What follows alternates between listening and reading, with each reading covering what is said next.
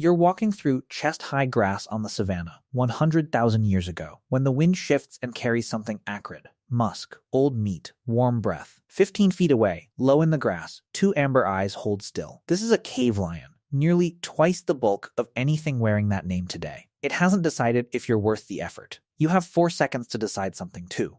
Right now, you're behind a locked door, safe from anything that bites. No claws in the dark. No waiting eyes.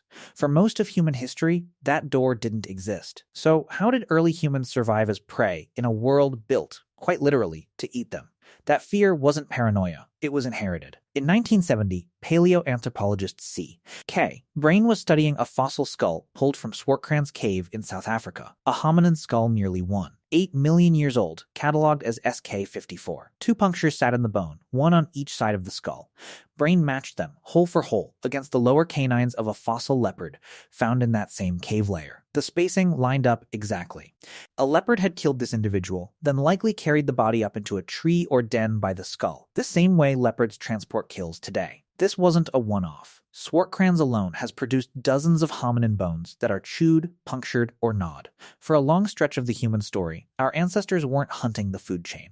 They were near the bottom of it, filed somewhere between baboons and antelope. So if hominins were regularly on the menu, how did any of them make it to Tuesday? Here's where the numbers get uncomfortable. The predator from the opening scene, the cave lion, Panthera spelaea, was first described in 1810 by German naturalist Georg August Goldfuss, working from a skull recovered at the Zuelithenhaschli cave in Bavaria. Later fossil finds across Europe put the largest of its ancestral population at roughly 400 kilograms. That's close to double the weight of an average modern male lion. Its bite force is estimated around 650 pounds per square inch. Yours tops out near 160.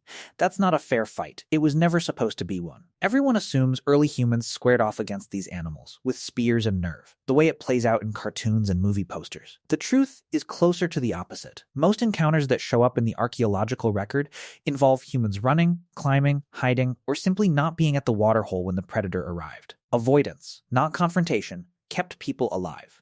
The real turning point came from something smaller than a spear: fire. In 2012, archaeologist Francesco Berna and his team published findings from Wonderwork Cave, also in South Africa, where microscopic analysis of ash and burned bone pushed the confirmed use of controlled fire back to roughly 1 million years ago, the earliest secure evidence found anywhere on Earth. Fire did more than cook dinner. A lit cave mouth meant a hyena or a leopard had one more reason to look for an easier meal down the ridge. For the first time in this story, sleep started to look something like safe, not guaranteed, just possible. So fire held the entrance. What handled the open plain?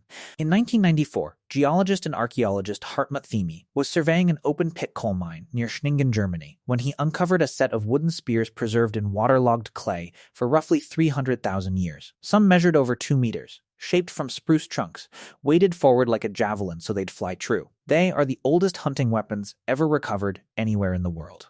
They prove something specific. By this point, early humans weren't only fleeing danger. They were engineering distance, a way to keep 400 kilograms of teeth and claw somewhere a leopard's leap couldn't close in one jump. It's tempting to end the story right there. Spear beats lion, humans win, roll credits. But a 2-meter stick doesn't explain how one slow, clawless, fairly fragile primate became the most widely distributed predator the planet has ever hosted. Something else was doing the heavier lifting, and it wasn't a weapon at all. In 2004, biologists Dennis Bramble and Daniel Lieberman at the University of Utah laid out the evidence in the journal Nature.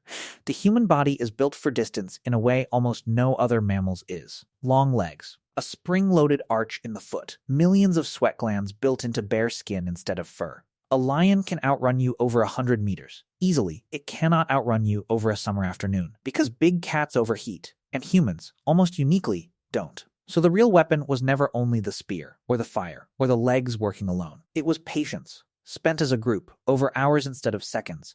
A way of trading a fight no single human could win for a chase no single predator could finish. Go back to the grass, to the 4 seconds and the amber eyes. The lion still hasn't moved. It's still deciding. And somewhere behind you, out of its sightline, more of your kind are already closing the distance, unhurried. Because they've learned this particular fight was never fast. It was slow and shared and built to outlast a body stronger than any one of theirs. You will never stand in that grass. You'll never need to. But you inherited the sweat glands, the stamina, and the strange human habit of trusting a stranger's footsteps beside you in the dark. and most days. You'll spend that entire inheritance walking to your car. The lion is gone. The patience that outlasted it is still sitting exactly where it always was, quietly, inside you, waiting for a reason it will probably never get to use.